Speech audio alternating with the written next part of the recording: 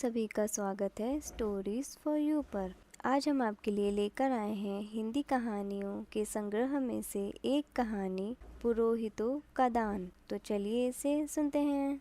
एक बार महाराजा कृष्णदेव राय की माँ सख्त बीमार पड़ी। महाराजा ने दवा दारू में पानी की तरह पैसा बहाया।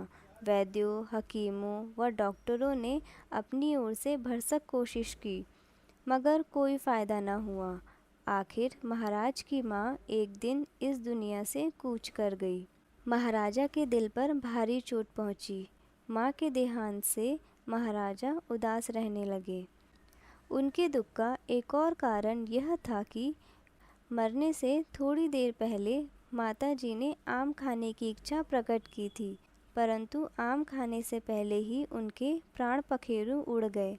इसलिए महाराजा ने पुरोहितों को बुलाया और कहा, पंडितों, मेरी माँ मरने से पहले आम खाना चाहती थी, पर अपनी इच्छा पूरी करने से पहले ही चल बसी। आप कृपया कोई ऐसा उपाय बताइए कि उसकी आत्मा को शांति मिल सके। लालची पुरोहितों ने सोचा, सौभाग्य से अच्छा मौका हाथ आया है तो इसे छोड़ना ठीक नहीं। उन्होंने राजा से कहा, आप चिंता न कीजिए, उपाय बहुत सरल है।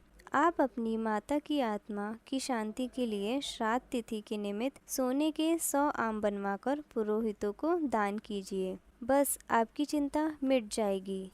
पुरोहितों की सूचना के अनुसार महाराज ने राज्य के मशहूर सोनार को बुलाया और सोने के 100 आम बनाने को कहा।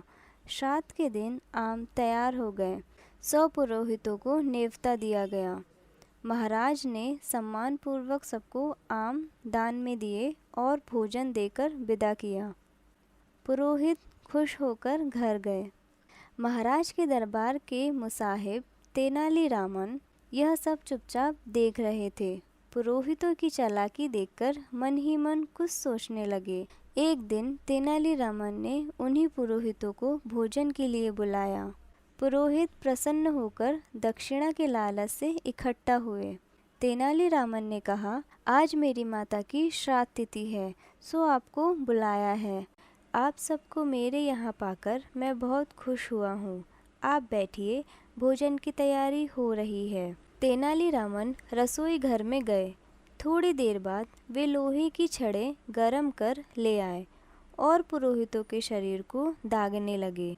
पुरोहित क्रोधित होकर चीखते चिल्लाते महाराज के दरबार में दौड़ आए। फरियाद सुनकर महाराज भी हैरान हुए।